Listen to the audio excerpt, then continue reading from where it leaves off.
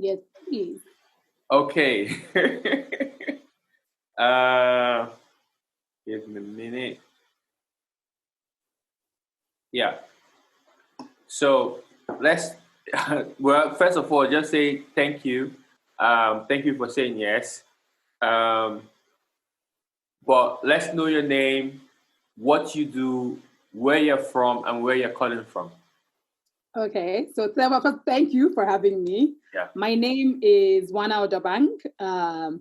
I always say that these days I consider myself a storyteller working in the intersection of writing, poetry, performance, film, curation. I think that encompasses it. I live in Lagos. I am in my home in Lagos right now. Mm, yeah. Um, I can remember when we met. It's like because we've never met. Yeah. Someone we both know and like Mm-hmm. introduced us, and I was in Lagos. I was like, Charlie, I want chop swallow. I want to say, just come, I've and gone through. yeah. And that day was really nice. I think in recent time, one of my fun times in Lagos, and I just told myself like, when you are on a journey of, like you said, you're a storyteller, Yeah. and I share the same perspective. Um, so many things that we do are similar. Yeah. Um, but as you grow, as you develop, and you get into this transition of creating space, you want to identify people, you know. Yes. You It's want to absolutely. identify, not necessarily, oh, people, body, no, but you want to identify people that when it matters, you can say, oh, that person, yes, yeah, that you can count on that person to do this or be this, Yes. Yes. and it was really nice identifying you as one of those. Um, Oh, so thank just want to you. say, um, I'll start with, where were you born? I was born in Lagos, Ah, in Nigeria here. Yeah, so I was born in Lagos. Specifically, I was born in Maryland Medical Center. hmm, Yes, in Lagos, Nigeria. okay. I was born in Lagos, lived in Lagos till yeah, so did my primary education here in Lagos. Then went to secondary school in Ibadan. Hmm, And so after my secondary school, so as soon as I turned I think it was, yeah, just as I turned 16, I moved to the UK, where I, studied A levels and university and was living there. And then returned back to Nigeria in 2010, sorry, 2009, January of 2009. hmm, Um, it was not actually an intentional long-term move. I just wanted a year off and said, "Oh, I'll just come to Lagos. Maybe yeah, use NYSE to give me something to do yeah, whilst I take a year off. Hopefully, like try and just get a job to give me some extra cash again whilst I'm just taking this break." And then it just, the city reinfected me. But to be honest, I think I came back. I came for like a holiday once. in between. And then, yeah. Well, I gave a holiday as soon as I graduated in 2008 and 2007. Just as after I graduated, I came and I did an internship Hmm, at a radio station. And so I think that was my first time making friends as an adult in Nigeria because I didn't know anybody here. I left when I was 16, so I didn't know anybody here. I was 24, I think, at that point. So it was my first time being in Lagos as an adult. What, yeah. yeah, how many years later? Almost 8 years later, and then making friends. And these friends I was making were all sort of creative people. So I was sort of privy to this renaissance of arts Hmm. in Nigeria Yeah. through this mini 1 month vacation and meeting all these people. So everybody wanted to write animation, filmmakers, everything. We used to meet at the beach and stuff like that. It was called Sundays at the Bay, where I met a lot of these people. And then Facebook now became the channel where we kept in touch. So we all we continued staying in touch via Facebook. Everyone was doing their thing. You'd be seeing their work on Facebook. So I was sort of like having a virtual community and creating virtual friendships before I then came back in 2009. Yeah. So when I did come back in 2009, it didn't feel completely alien because I had these friends online that were all creative before I got here. They were music producers, some were singers, some, everybody wanted to, we're all aspiring something at that moment in time. Yeah. So I think that kind of made the transition just a little bit easier for me when I can imagine because unlike you who had to, you made different transitions, like from Lagos to Ibadan, from Ibadan to UK, then back. Unlike you, I was in Benin, just traveling around the country, and eventually decided to move to Lagos.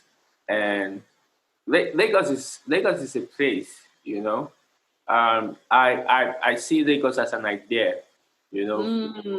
so that's why for me, I've been able to not hold this kind of nostalgic attachment to Lagos because it's like it doesn't leave me, anywhere I am. So interesting. Yes, I think I completely agree with you. Lagos is definitely beyond it manifests itself beyond the physical space. Where it's an ideology, it's an idea, and that always stays with you. And everywhere you go, they're like, you don't dare Lagos before Abi, you have lived in Lagos before Abi, because there's even a way in which you function. There's a speed in which you get things done that can be like no other. And for me, one of the things I had to understand quick about Lagos is that there's no in and out. There's no reality that see, when anything is possible in a space, then the idea of reality is questionable, because I think that reality is constantly shifting. There is no blueprint even when you're here. You hear the stories, and I think that's what makes the city sort of magical, that everybody's story is different and similar simultaneously, but there is no perfect blueprint, and it's just a lottery system and to see what's going to work and if you will make it. So it's just beautiful to hear. Just going back to, what's your earliest memory about Lagos? Before secondary school. So let's look at from birth to before you left for Ibadan. What are your earliest memories? I remember riots a lot in Lagos when I was a child. I remember riots a lot where we would have to put, leaf on your windshields when you're going to primary school. I think that's one thing that always stuck out to me, because there was once my school had closed and we didn't know that school had closed, and they had dropped me at school. And so I think I walked home, and I think there was a riot that day or something. So it was such a very dangerous thing to do. And I remember the drama that unfolded when I got home. The fact that, I remember riots a lot. I remember the whole burning people with tires a lot as well. I think definitely one of the memories for me is also people standing by newspaper stands and just like the commentary. So, the political commentary that is going on with everyone just standing around the newspaper vendor, usually in the mornings. Because we had one of the newspaper guys at our estate gates.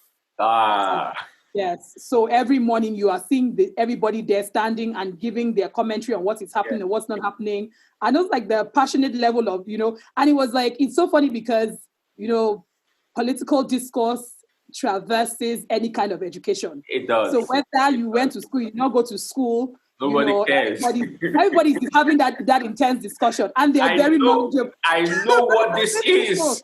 Yes, people is like, so everybody has something. Everybody is so, which is so interesting to me. Even when people talk about us not being politically engaged, I feel like we've always been, whether or not you went to school or you didn't go to school. So I think that is one of one of my defining features of Lagos, seeing people around the newspaper stand really going in. Yeah, I think there are places that just cut somehow does a good management of class. Newspaper stand, Yes, a good booker, not fancy booker, that booker where you know that this woman can cook, you know, where even everybody wants to go and eat her food. And the vulcanizer, around the vulcanizer. Yes. Like mechanic vulcanizer. It's always a gathering playground of political opinion and political discourse. And before barber shops or hair salons became glamorized, you know, they were just ones where, you know, say, oh, this person sabi play this hair, sabi make this one, and everybody will go there. So you could meet everybody. And also for me, another level is you go to like a weed where they sell weed. It just keeps crossing. Anywhere you go in Nigeria where they sell weed, you see everybody there. So it's like just I'm using that to say, when did you begin to understand the idea of class? I think you know what? Let me tell you where I don't think I understood the idea, but I think where I participated. Yeah. When I was 5 years old. 5. It was going to be my 5th birthday party. Yeah. And I had the 3 dress changes. I was really planning this birthday, but it was going to be big. You know, it was going to be massive. I had the 3 dresses I was going to wear. Yeah. You know, and I remember drawing up my VIP list of who was going to be at the high table. Yes.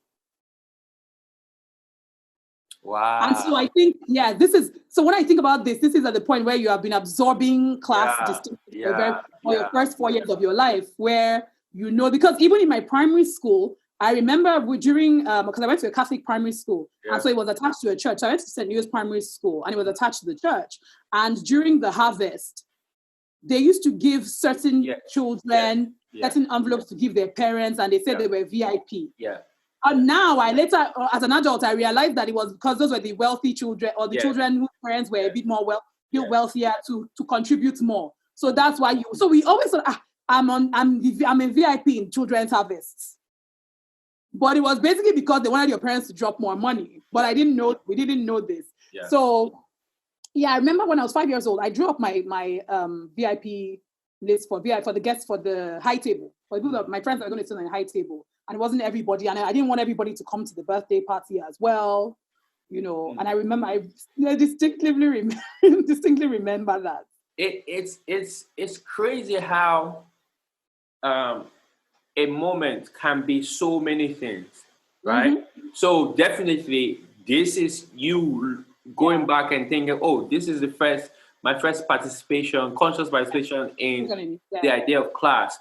But then I'm looking at this, I'm like, yeah, that's true. But I'm also looking at this like, this is also you taking control of your narrative. This is also you being a writer. This is also you being a storyteller. Me creating my own world. Yeah, because you're creating your world, right? You're creating your space. You're adding, removing, identifying. But it's also interesting. It's also interesting thinking about it now, how your imagination is influenced by the people around participation in class. Yeah. So then I think then the moment I would say that I was aware of class was definitely, I think I was about 10 at the time. And so my parents had sort of separated.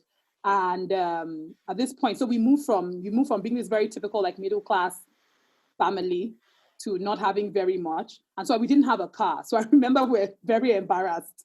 So we would, when we were walking, and somebody like, oh, can I give you a lift? We'll be like, oh no, I'm just taking a stroll. Because And so I remember that actually plagued me a lot throughout secondary school. So anything anybody said to me, it was like, are you saying I'm poor? I took it very, very personally. I still remember when I was in secondary school, one girl asked me, she was like, oh, she wanted to borrow a textbook of mine. So I said, oh, it's inside my suitcase. So just open my suitcase and get the textbook. And I think we were only about 2 weeks into school, where we are just 2 weeks after resumption of school. So she opens my suitcase and then she now says, Wana, you've already finished all your provisions. Sort of insinuating that I didn't have any provision. Yeah. Yes. So I took this as a very personal attack. I was like, oh, like the fact that I don't have provisions, you know? So I think, so it's a very interesting conversation to bring up class, because I don't think about it very often, but I always say that I remember there was a time when our family finances, like, you know, dissipated, and we had to adjust from these very, like, you know, in quotes, posh middle class kids to like, so you spoke the lingo of middle class children, but then you don't have the reality, the capital to match it, you know. And then I even think, or even in primary school as well. And my primary school, you'd have, so different people's parents worked in different companies, so they drove company cars to come and pick children up. So there were the kids that worked, whose father worked in DHL, Guinness, different things like that, different corporations like that, and they use the driver and company car comes to pick some people, and then some people have to walk home if they are even living far, you know, those kinds of interests. So you're always with the class difference, I think, in the space on the city. Like a lot of the times, fathers, men in relationship, when the relationship ends, using this case in Nigeria, you understand? Since we both have that experience, when families break up, it's very interesting that the fathers, the ego, you know, of the parents, they never can. Like a lot of the time, they never come to this place where they can move their ego aside and make certain decisions, so that decision to go their separate ways do not affect children for the rest of their lives. Because obviously you are stronger now, you are this person that you are. But imagine if you stuck with that sense of, you know, confusion, you know, the sense of not feeling that you are enough, you know? Yeah, absolutely. That is pretty much patriarchy, isn't it, though? Yeah. where you're just not willing, because it's power. It's about power, isn't it, at the end of the day? Yeah. And it's about people with power and privilege not relinquishing that. Yeah. Their egos would not let them do that either. Yeah. As well. It's really, because you could see it that, oh, if I give this woman a car and a house, it's for my children. But instead, you want to see it as, oh, I won't give her a house and a car, because that's what your ego is attached to, you know? Okay, you leave Lagos, right? You're living this life and it's quite comfortable and everything. Then the transition happens. Do you have that conversation with your mother? Like, what are we doing in Ibadan? Why Ibadan? Why this transition? So I went to secondary school in Ibadan. So we still lived in Lagos. I just went to secondary school in Ibadan. Yeah, so I went to boarding school in Ibadan. Okay. We still live in Lagos. So I came for custody my holidays and back in Lagos anyway. But I think even in that time, whatever was happening was purely survival. And when you're surviving, you don't have time to ask questions. Yeah. What the primary concern is, how are we going to eat? How are we going to pay school fees? So I think that's all you're thinking about in that point in time. So I think even a lot of things within my sort of childhood, teenage experience, I didn't come to interrogate until my adult life. And when I mean adult life, I mean possibly like my late 20s, getting into my 30s, because I think I was on survival mode for a very, very long time. Incredibly long time.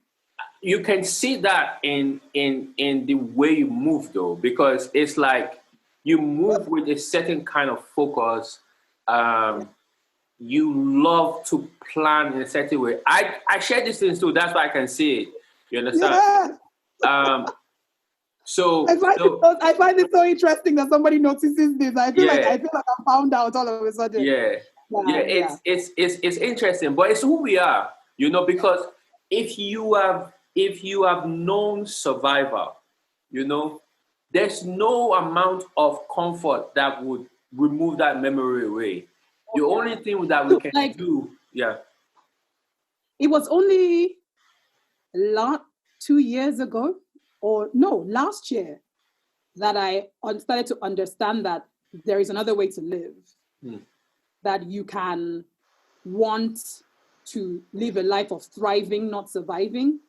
Because it didn't occur to me until about early last year that a lot of my life is precipitated on like trying to prevent something bad happening. Yeah. You know, like I didn't even realize it, and that's the thing, like experiences automate you. So you don't even, if you don't interrogate it, you don't know. Yeah.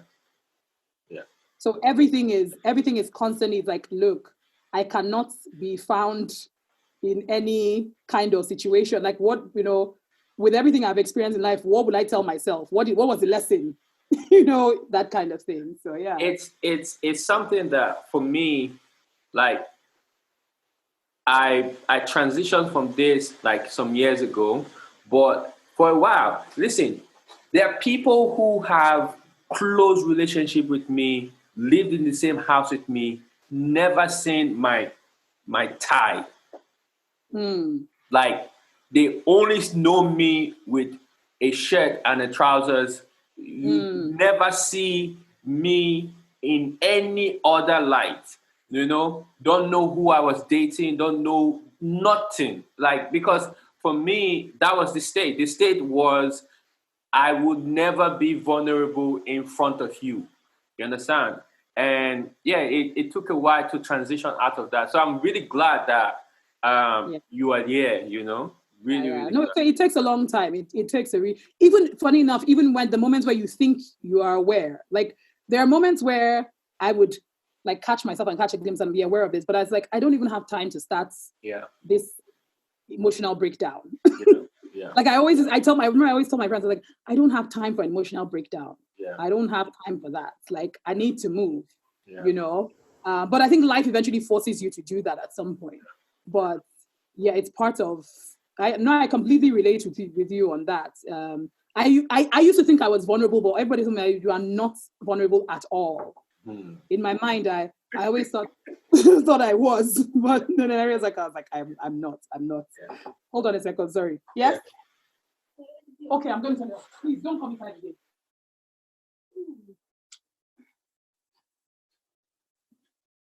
We're in Lagos, the power's gone off, and I have to turn off the air conditioning. So and I think I thought because I was open and transparent, I thought that was being vulnerable. But I realized that wasn't really being vulnerable. Me and you are like. Yeah. We are like, because you're okay talking about the things, but you're not connecting feeling to it. Yeah. Because I'm also, if I use my own experience, because I'm looking at, we are mirroring each other in certain ways. If I use my own experience, is that we know how to communicate, right? We know how to speak about things, but we keep our own, we have identified the things that are personal to us and the things that are not. And we can speak for a long time without taking the thing personal. So it's like this transition that we're making where we cannot be vulnerable. You know, because I'm going to go into that. One of the things that, but we'll be going in and out. But one of the things that just strikes me when I see your work, you know, is how you've embraced yourself, like your body, your identity, your words, your stories, how you just embrace yourself. We cannot remove the idea of what the body society standard is, right? So and we know for a fact that people struggle, with body issues, right? So I am very curious to know how that journey, has been for you to this point where you can just disrupt the concept of the standard of a body, especially for women. It's so funny. So I think you go through so many different like stages, right? Yeah. So there was the state, as I said, I went through this like sort of survival for a long time. So even within that, I almost felt like thinking about or complaining about sort of my body image was such a measly thing to be talking about. Yeah. Because I'm like, we're trying to put food on the table. So, people have, you get abused or you get insults or you get body shamed constantly. It's a part of your life and it's all you've ever known. But you don't have the time to express any rage about it, because for you, it's like, this is such a, in fact, you trivialize it. It's trivial as far as you're concerned, because they're much on the hierarchy of needs at this point. There are much more important things. Yeah. So you go through that, then you eventually go to the point where you can't help but for you to actually express those sides of yourself. And then you also go through the point where you try to reinforce it through isms. Yeah. Or you try to deal with it through the lens of isms. So through feminism, through body positivity movements, through fat positivity movements, and you're part of these systems, and you're like, and you're also speaking the rhetoric of diet culture and how capitalism, basically feeds off people's insecurities, and you're doing all of these things, but sometimes, and then a point comes and you realize that even that is just language to cover how you really feel. Yeah. And so you go through, I think you're constantly going through different iterations. But I think the most important thing for me was just to be at a place where I was honest with myself, that there are things like, even when people say things to you, those things are hurtful and you don't like them. Yeah. And there are times you wish your body could be normal. But also knowing, so I think that also, like, even my own sort of process of dealing with so many things in my own life has been coming to terms with it. Yeah. Because I think for a long time I always assumed that I don't like to use the word healing all the time because it sounds very like trendy right now. But the idea of like healing through things or coming through experiences has to be this or has to look like this, like acceptance, and I love it just as it is. I'm coming to a place where I don't really think it's about necessary. I think it's just about understanding that that's what it is. Yeah. And being okay with that, So working towards what you think is necessary for you and being okay with it. But it doesn't matter, like I don't have to profess some kind of thing for it, but I just have to be okay, like, with what it is. Yeah. I think personally that's probably where I am. That might change again at some point. But I think one of the things that I think I've been thinking a lot about is joy and how, I think that's why these days I say, like, a lot of my work is also beginning to focus on like reimagination. Yeah. And knowing that how can I reimagine my own life with whatever is and with how I exist as I am. And so I think I've been thinking about that a lot. I think that is bringing me to a place of feeling comfortable in my skin, I think.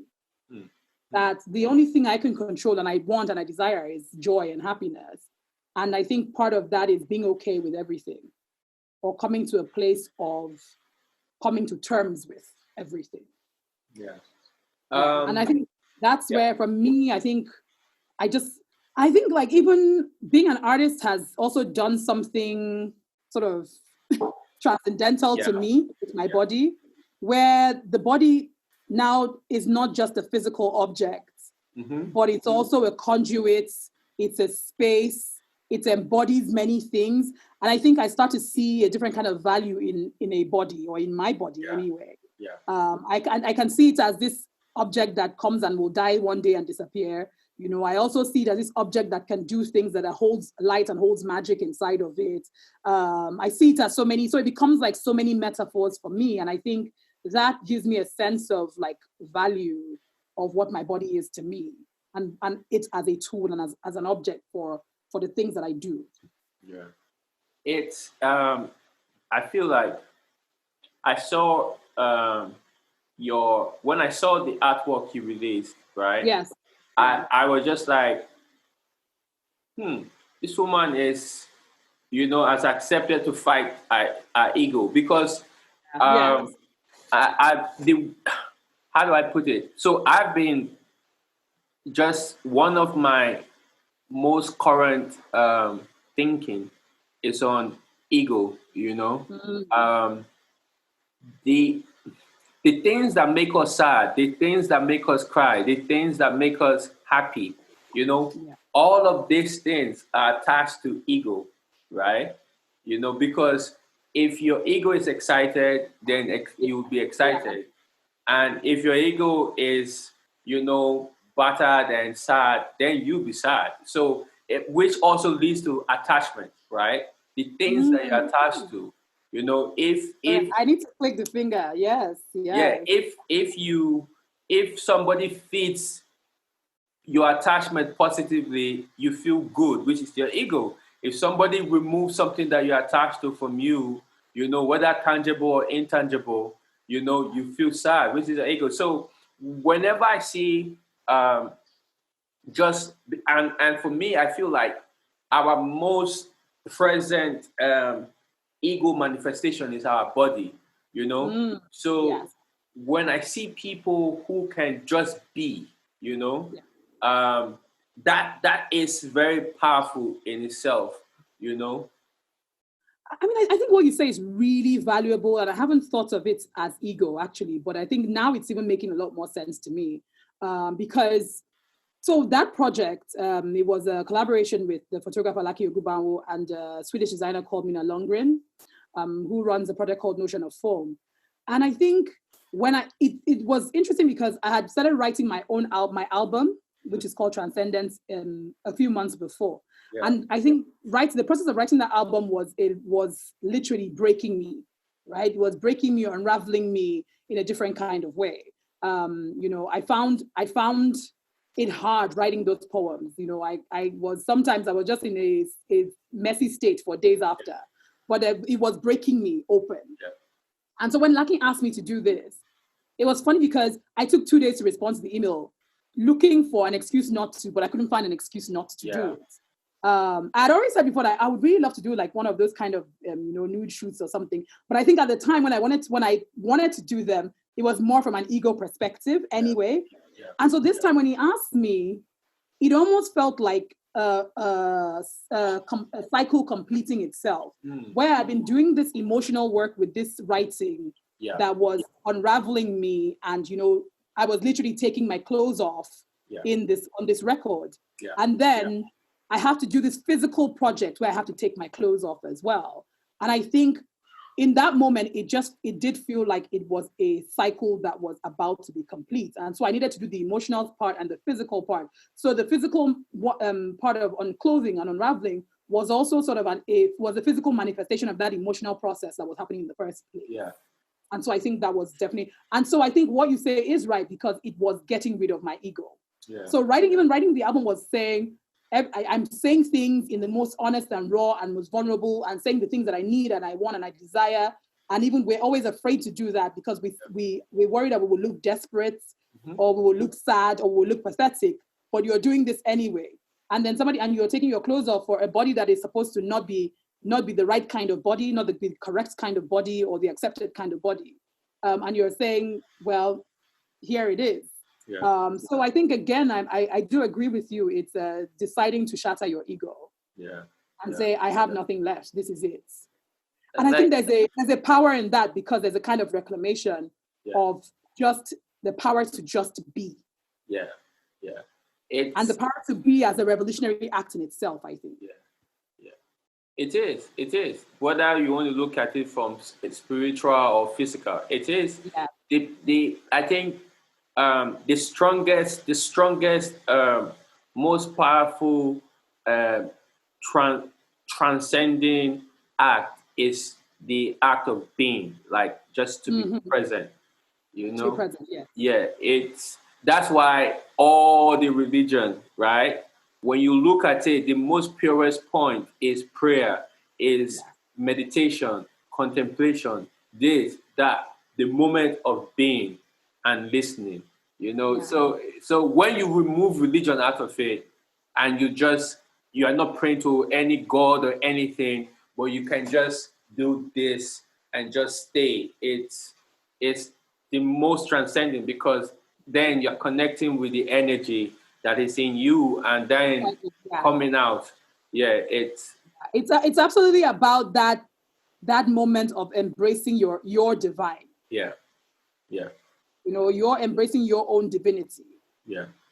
as So well. so my question is, how did you discover this part of you? Let's go back. Yeah. Your parents, uncles, aunties, did you see anybody that transcended their environment for you to say, okay, I want to do this? Or how did you now begin to say, I do not want to be what my environment says I am? I want to go for something better than this. So I don't know that I ever saw, even till now, I still say I don't have like role models. I don't know that I ever saw anybody. I was like, oh, I want to be like this person. I've never had felt that way towards anybody. I don't know why in particular. Um, I am drawn to strength though. So for instance, I always, only person I mention when people say, oh, who do you admire most? I love my mother because I think she's an incredibly strong person. I also think she's an incredibly complicated person. But her strength is very interesting to me. So I am drawn to, I am drawn to strength, not necessarily in the physical sense or in the resilience sense, but just strength in many really tiny ways that I see in people. So I think that's something in general. But I think survival does something to you. I think trying to survive is a force in itself Yeah. that allows you start to create your own blueprint and craft a life for yourself. Yeah. And even that survival, it feeds your imagination. Yeah. In so many more interesting ways than you would know. So I don't know that I ever particularly was in through like I was ever like connect anything to anyone in particular. Like I saw someone and I wanted to either be like them or not be like them, because I think I was just too focused on just trying to survive. But I think even that just it probably made me a bit more self-centered and just think of start to dream for myself, I think. But then Survivor is a trap, right? Oh So yeah. that we already touched on. So Yeah, the because idea, it also limits your imagination. Like yeah, it will give you an avenue, but yeah, it it's a also Kickstarter. It's a good it's Kickstarter. a Kickstarter. Yeah, But then it also blocks your imagination because yeah. you cannot think of anything beyond that, because everything is surrounded by how Uh-huh. do I just put my head above water, Uh-huh. So this is the strength that I want us to talk about. Yeah. The strength within you that gets to this point where Survivor is not enough, where you begin to identify that no, to survive is not to be who I want to be. So Yeah. you begin to let go of those survivor traits to Yeah. come into this new realization of being. Yeah. I'm trying to connect the Like strength that. from where. Yes. Yeah. Ooh, I'm trying to think. I think that from survival exhaustion happens. Ah, And so you're like, it is pretty much like a self-realization. I cannot live like this. yeah. So, and then you're like, there has to be another way. Yeah. Yeah. I think there has to be another. And I think that's literally and for me, that's what happened. It was like, I cannot, because then you're surviving, and then you become good at surviving. Yeah. But the anxiety doesn't go away. You're always still anxious. You're always still operating like someone who is physically hungry. Yeah. You know, you don't trust yourself enough. Yeah. You can't be still. There's no still. You can't stay still for 10 minutes because you don't trust yourself enough that you'll be fine. Yeah. You don't trust yourself enough that you'll be okay. So you start to question that is this skill, it's an interesting skill, and people hail it. They're like, if I throw you into the bush, you can find your way. Yeah. And you think it's a compliment. Yes, a wonderful compliment, but then after a while you're like, I don't want to be thrown into the bush. Yeah. It's because it's trauma. Yes, you know? I don't want to have to be thrown into the bush every time. It's trauma because to be a survivor is the manifestation of trauma. You understand? Absolutely. Yes. To be that person who people say, oh, this person can survive anywhere. It's a manifestation of trauma because it means that you are always in this state where you are sure. I'll give you an example. And the worst thing is when you embrace it and you think it is a great character trait. Yeah. And for me, I identify my own as trauma. See, if I walk into a space, right, I want to know the in. I want to know every door that can take me out of that space. I want to know every door that can bring anybody into that space, right? Because I grew up in Benin, and there's a trauma I carry because I have seen every type of thing happen, right? So I embrace that trauma. I do not see it as, this is my very sharp skill. No, when I say I've just embraced it that this is a trauma. You understand that I have seen. It has helped me sometimes, and sometimes it's just overreacting. And I thought it was a superpower. Yeah. I thought that kind of survival was a superpower. Like, I was so proud of it that, you can throw me into the bush and I'll be fine. Anything, I'm good, Yeah. I would pride myself so much in it that I didn't even know that there are things that could be easy because I'm so used to things being difficult. Yeah. You start to thrive off on doing puzzles, on doing difficult things that you don't recognize ease when it's happening. Yeah. So I want to ask this question. Have you ever entered a space, a city, a home, anywhere where you felt you didn't feel the need to you felt comfortable? Can you remember any memory like that where you entered a city for the first time, country for the first time, visited someone for the first time, shared space with people for the first time, where you just felt this sense of ease, like, oh, I'm good, like? I think yes, but they usually, I'm trying to think of it if it's in terms of country. Well, I think when I went to one of the first places I went to, I felt very comfortable was Colombia. I don't know why. I was extremely, extremely comfortable in that country for some weird reason.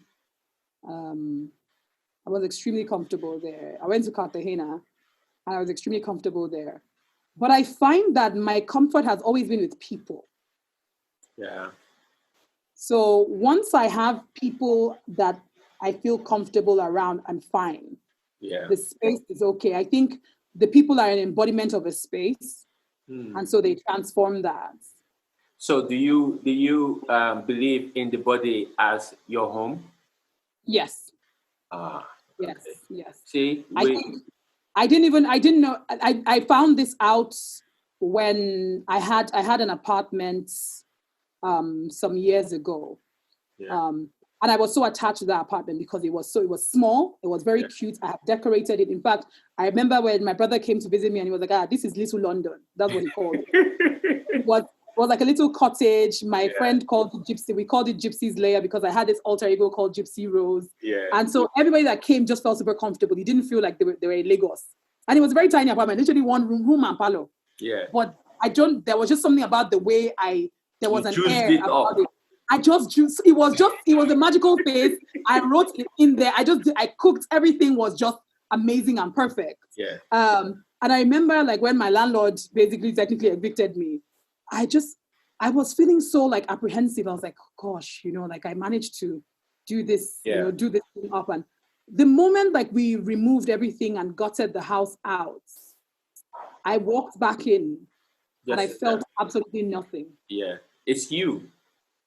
And that was the moment I knew that, your home is here. Yeah. And there's something a friend of mine, Titi, always says to me, and she always says that because I tend to have like dinners with friends. I like having like friends over, cooking for them and things like that.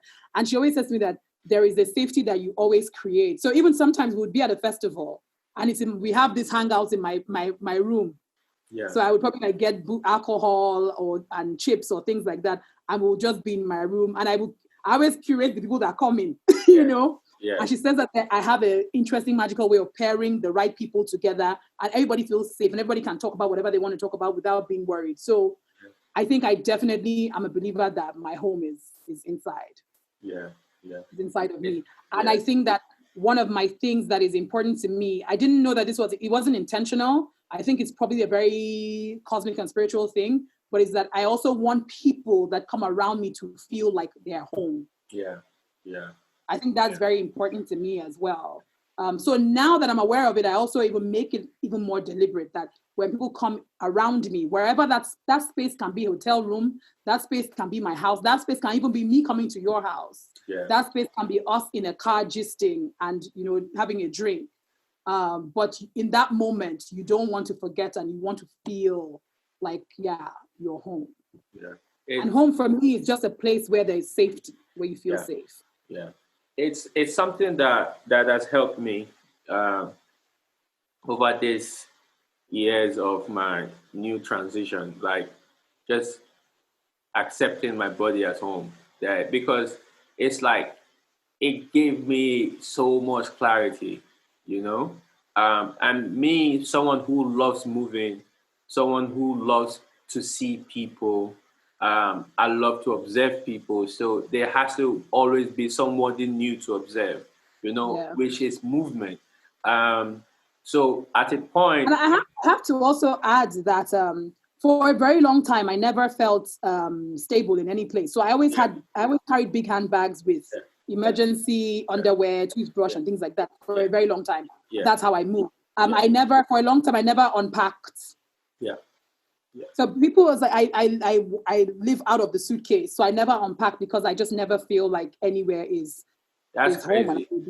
That's crazy because I also had moments where I always had a shirt, boxers in my bag always, and it's something. But then I realized that when I was transitioning out of Benin, even in Benin, I always move. But then you'd be somewhere and you'd be missing this idea of home, And then when I transition out of Benin, I'll always be going to Benin. And you know how bad that road is. So one day I just like, what am I going to look for? Like, it's cool. There are moments where you do miss a memory, Yes. But then when I started just seeing this as memories and not actually me missing the physical space, because when I go to Benin now, it's just nostalgic. I do not like what I see, right? Yeah. But I feel a love for the space. So once I started seeing it as memory, and I was like, and the memory is my body. Like it's I'm missing the things that I have witnessed. I am not missing anything I have not seen or experienced. I mean, our bodies are repositories of memories. Like it's a sponge, it sucks up everything. Yeah. Yeah. So with this, I want to say, because you made mention of your mom. You said, I love my mother because she is an incredibly strong person. How how do I phrase this? At what point did you begin to see the power within her? At what point did you begin to see, oh, okay, she's my mother, but this woman she's strong. So I think so when I left that apartment, when my landlord kicked me out, because my mother lived down the road from me, not too far anyway.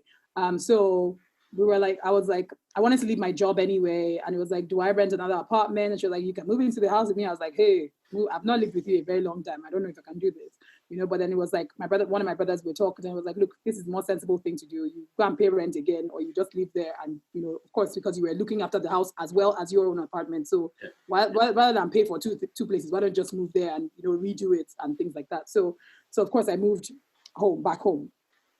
And it's the first time that you're seeing your parents as a human being and getting to learn about them as people, histories, with who had dreams. And really also like sitting down, of course, and I'm in this house that is my childhood home. So constantly memories are playing back and you're seeing, and I think by virtue of your own maturity of becoming a woman as well, and I actually have this in a poem on my album called Conversations with Your Mother. And I think just by virtue of being a woman yourself and you gaining a bit more insight into another stage of womanhood. And so you start to have a different kind of empathy. And then, of course, it's two adults that are living together now. It's no longer a child and an adult. And I think, in those moments, you realize, strength in so many interesting ways and in so many more complex and nuanced ways than we're used to typically understanding. Insight, empathy, maturity, human. These things, even though a lot of children see their parents as strong, my mother is this, my father is that, a lot of children do not humanize their parents. Yeah, we don't humanize our parents, unfortunately. I mean, it is what it is. We barely ever humanize our parents. And I think when you start to humanize them, and that's the thing, I think once you start to, these are people that had histories, that had experiences of their own. And those experiences also shaped their being as well, And when you even look at the era or the times in which they've come out from and the things they were able to achieve or do in those times, and then you start to like understand the person in a very, very different way. It's beautiful to just hear where you are now, and I'm really excited to see what tomorrow brings. So just in terms of that, where are you now mentally, psychologically, spiritually, physically? Like, what would you, if you were to look at where you are now, what does that look like? So I think I'm in this place where, two things are important to me at the moment. And I talk about joy a lot, and I think because that's what it is. So I'm definitely in a place of moving from survival to thriving, trying to understand what it is for you to lead life or to navigate through the world based off of what you want and what you desire over what you're afraid of. Yes, because I think for a very long time, people like us have navigated life as trying to mitigate circumstance. You save money because just in case you are broke or just in case something happens. As opposed to you save money because you want something. You know what I mean? There's so many things that you do, when you're even maybe with relationships or with friends, let's just say with friendships as well. You're self-reliant and you are not vulnerable because in case people disappoint you or they leave or they're not going to be there or they cannot be available for you, you don't feel emotionally stranded. So as opposed to actually saying, I can negotiate and choose to be in friendships or relationships where I have people that I can actually rely on. Yeah. Yeah. You know?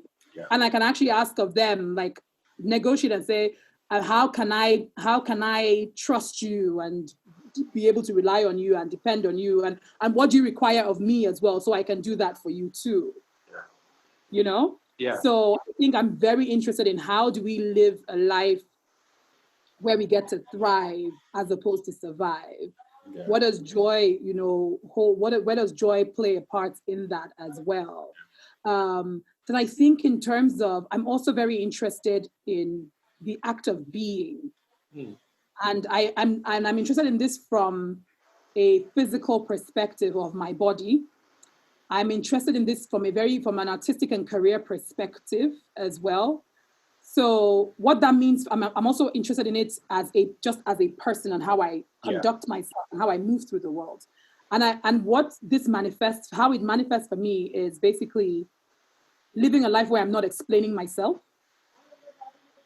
living a life where I've come to terms with the things in my life.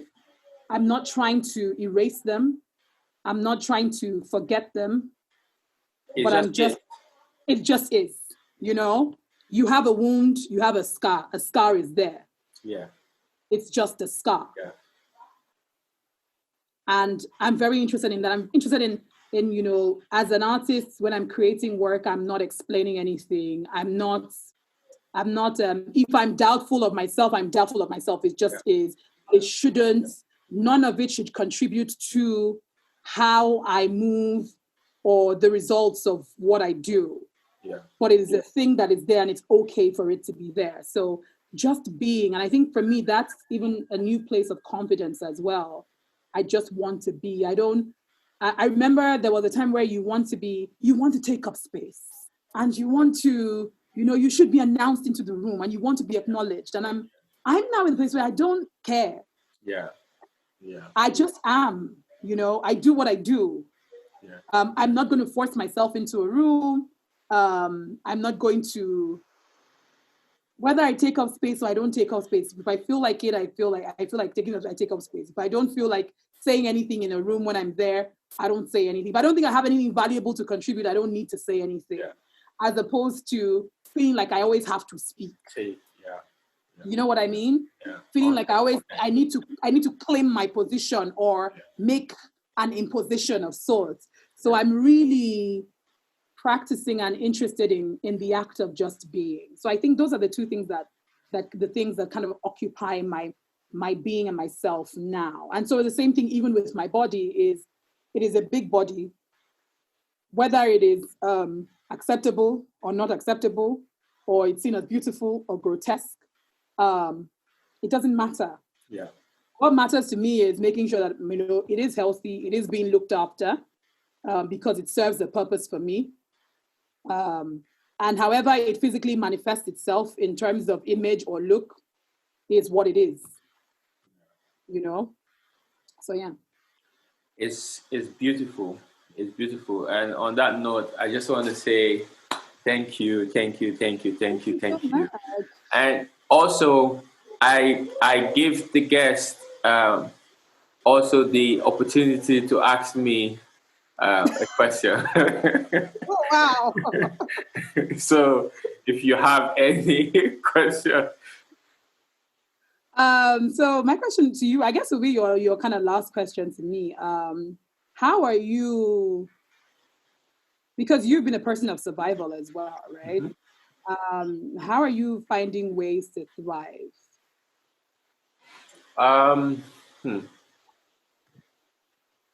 So and what are the things that are most important to you now? Yeah. So you see that I had to breathe, because I could just answer you straight, but I had to slow down and breathe. It's something that I'm learning. I spend time with myself a lot. And when I say myself, my mind space. So I have so many answers for so many things. Yeah. And sometimes I find myself autopilot answering Mm. because I already thought about it, Yeah. right? But that doesn't also mean that I shouldn't rethink to see if I want to add or remove anything currently. This is something that my partner brought to my notice some days ago. She was like, listen, you have all these answers, but sometimes still think about them, right? Mm. So that whoever is asking you, they know that they don't just, because it's like there is one that just shows that you're brilliant, and there's one that shows that you are attentive, actually, because I know you are. So show it that you are. So it's one of the things that I'm doing, is Yeah. to show my attention. I listen to people a lot, but then because I've thought a lot about things, when I listen to you, I can just answer, right? But I Mm. am I am trying to merge my thinking, my pre-thinking, and in moment conversation, trying to Mm. mesh them so that they do not become barriers. You know, Yeah. um, saying no. You know, so as a survivor, um, the trait of surviving puts you in this go, go, go, you know.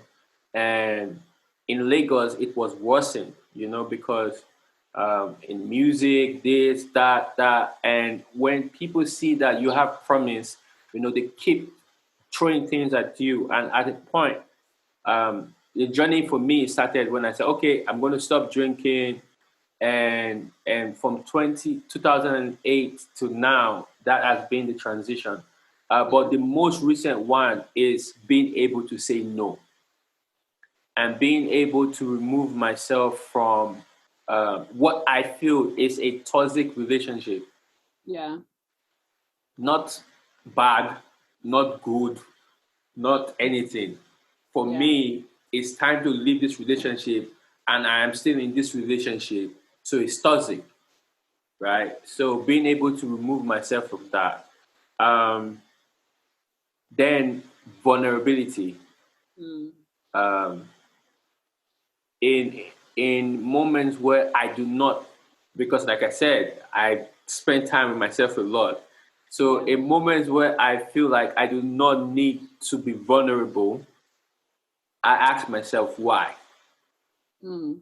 Ego, why? So I'm facing my egos. I'm taking this vulnerability journey. Like I'm really taking it, because I I dream to be a parent, you know, Mm. and one day when that happens, I want to be the best person. So there is this dream for me, not for anybody, not for the child, not for my partner, not. I want to be the best person I can be, you Yeah. know. Yeah, and the most important thing to me are my sense of um, peace, um, my um, I don't I'm removing this sense of purpose for myself. You know, Okay. this idea that I am here for a reason to do Mm. something. Without me, this might not be able to happen. No, I'm Mm. embracing this idea of with or without you, things will move. Things have Yes. always moved. And being okay with that. And being okay with that. So I'm not in a hurry to release a conversation or release a document or Mm. no, no. Yes. So everything is just slowing down, and my partner um, is literally the most important person, and Yeah. that's the only person. No family member is there. No, it's just her. That's so incredible. I mean, I think I think it also goes, what you're saying now, it also goes back to the removal of the ego. Yeah. And this idea that you think that there is a sense of like you're so important and who you are is so grand in the grand scheme of things. Yeah. And rather than sometimes just, again, going back to just being. Yeah. Just being. Just to say, when I say my partner is the most important person, is because people complicate things, right? Yeah. My family, friends, acquaintances, colleagues, all that important people in my life, but there's only one person that I have made a contract with to spend a lifetime, if that is possible, with. So that's it. You understand? Yeah. And for me, it removes all of this pressure. I don't care I've never cared what society thinks about me, but it even defines it more. It just removes the pressure. So it's not like I don't care anymore, but there's no pressure. I do not need to make all these people feel good. It's not my job. Yeah. It's not my job. I love that. So that's where I am now. I'm really happy. I'm really happy. This and the pandemic has actually made me feel so good, because it's like there's pain and everything going on, but it just made me feel like, oh, I made the right decisions. Yeah. So that is beautiful. Yeah. I think one of the things that, just thinking about what you're saying, for me, one of the things I'm currently trying to learn, or not, was it learn is not the word, maybe just really start to practice, is taking out external stimuli for me. So in terms of everything, so in my work as well, because we did, some of us came up in the internet age, social media age. So where a lot of our work, we created our communities online. We use the internet as a way to, to distribute our work and share our work. And so there was always this constant feedback loop.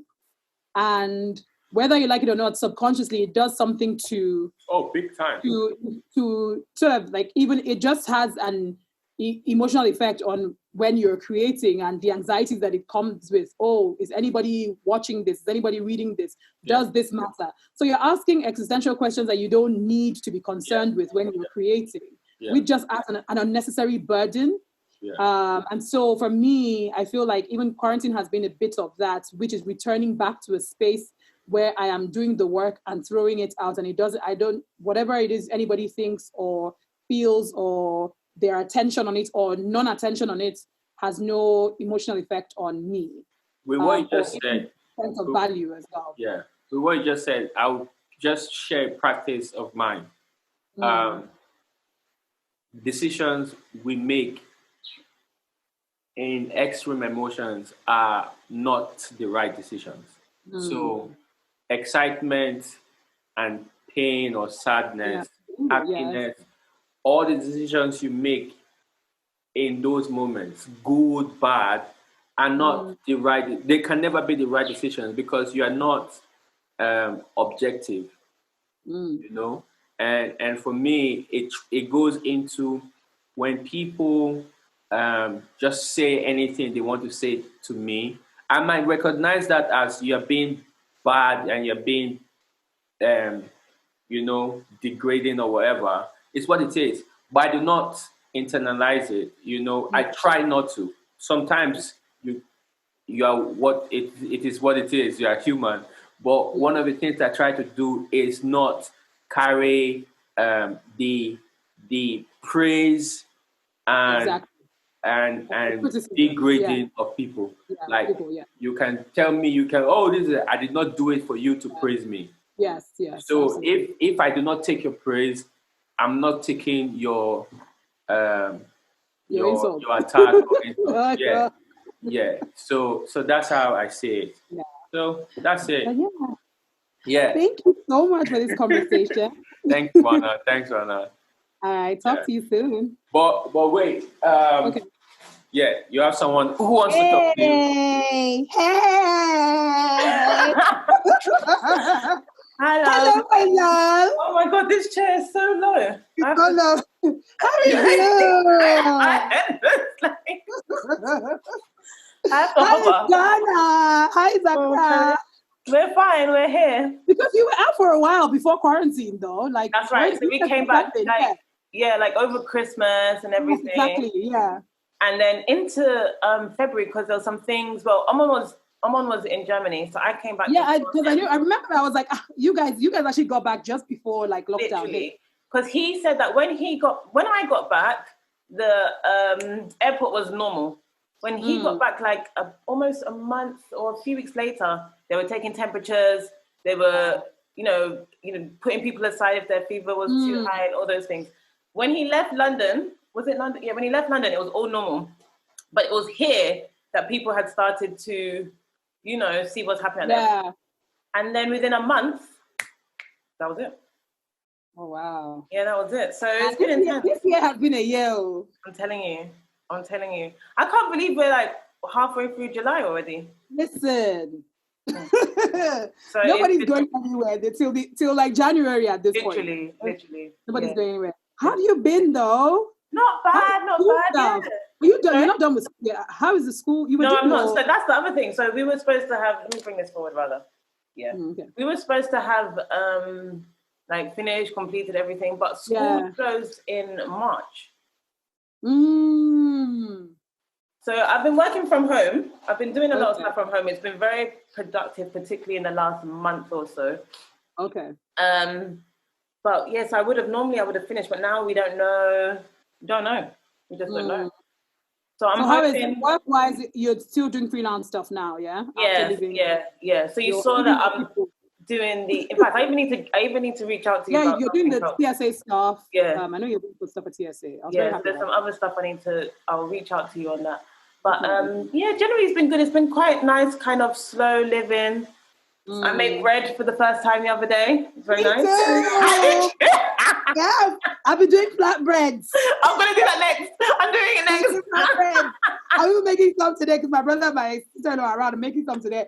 I made like some butternut squash soup. I like blitzed the soup. Yeah. So this quarantine has been doing things. Our garden is flourishing. Herbs are growing.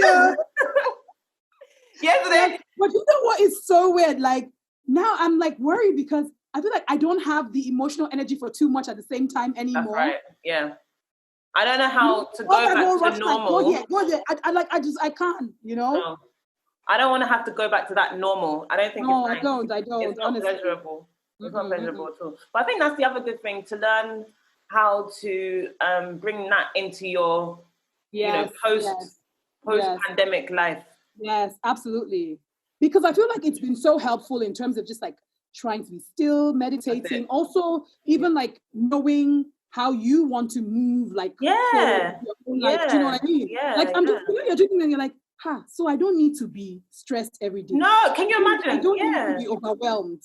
Like overwhelm is not a normal state of mind. It doesn't have to be. It's complete because you're managing. You're doing well. You're not even managing. You're doing well now. Yeah.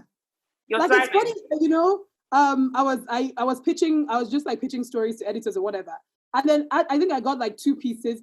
And after that, I was like, you know what? I think I'm just going to wait till next month because I'm not in the mood to be rushing to write anything. No. Right? I like that I can take a day to transcribe. I take a day to write. I take another day to look through again. Exactly. Exactly. Do you know what I mean? Yeah. As opposed to, I'm on deadline. I have 10 it's just it's too much. You don't need to. For who? Why?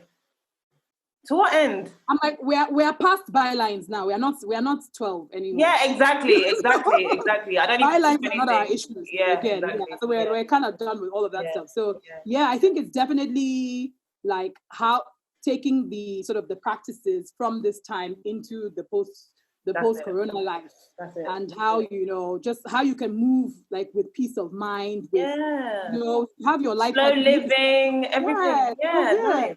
Schedule things if you need to schedule things. Sleep long hours, sleep well. Yeah. Take naps.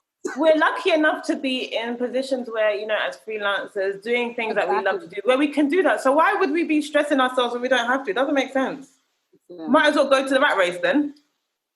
You know? If that's what I'm doing.